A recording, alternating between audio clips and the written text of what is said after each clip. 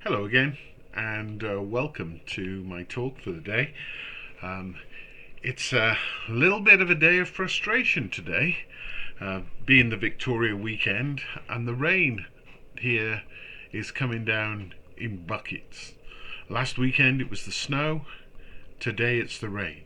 Now, there is hope of better weather to come, but I have things to do and no way of doing them. Over the last couple of weeks, we've been building a 4 foot by 4 foot by 4 foot compost bin, the first of two.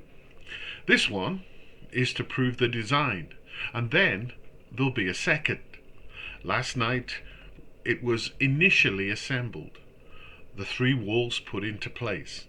It now needs bracing and the front sliding panels to be fitted. But there it sits, forlornly in the rain. Then there are the flower beds, which need to be redefined, particularly in the front yard.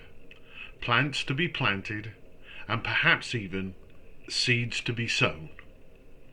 There's topsoil, compost, and sheep manure to be mixed into a mulch to enrich the earth. But everything has come to a halt. In recent years, gardening has become a bit of a haven for me. Although I don't totally agree with the old adage, one is nearer to God in a garden than anywhere else on earth, I think there's a great deal to be learnt from gardening and in the garden. One thing that working in the yard has taught me is patience. Nothing happens quickly. Something can be planted with the intention of providing ground cover, but it may be 3 to 4 years before it can be seen to do what was intended. There is also often a passing beauty, which is anticipated there and then gone. At this time of year, forsythia has been a beautiful deep golden yellow for a couple of weeks. But it'll soon be gone. The delicate magnolia blossoms are opening, yet before we know it, they will have vanished on the wind for another year. Then, of course, there are the pests, which come in and defeat the best laid plans.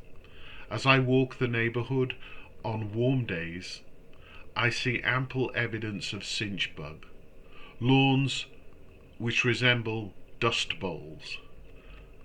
They're of course part of the ecosystem, but nonetheless can be infuriating and create a great deal of work.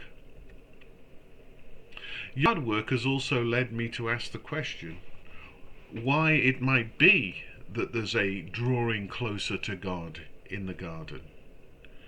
In recent years, I've found that as I till the soil, pull the weeds and plant the plants, there is a sense of peace which pervades. There are also times when, almost unbidden, a sense of God is more strongly present. And then, of course, there is the beauty for which all our hearts crave, a place where our heart and God's can meet. The ultimate place to meet God is gathering with his people.